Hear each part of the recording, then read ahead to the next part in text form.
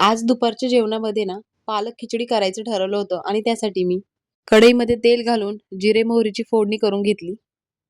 चिरलेला कांदा, टोमॅटो, हिरवी मिरची, कढीपत्ता हे घालून छान असं परतून घेतलं. त्यात चवीपुरतं मीठ घातलं जेणेकरून टोमॅटो व्यवस्थित शिजेल.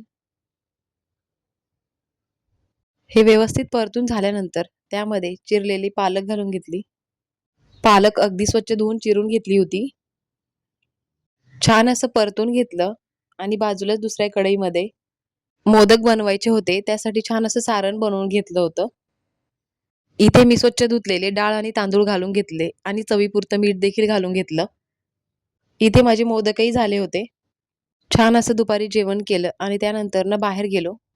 किट्टूसाठी थोडी शॉपिंग करायची होती, मग ती केली आणि घरी येताना असा अंधारच पडला होता. तर असा होता आजचा साधा दिवस.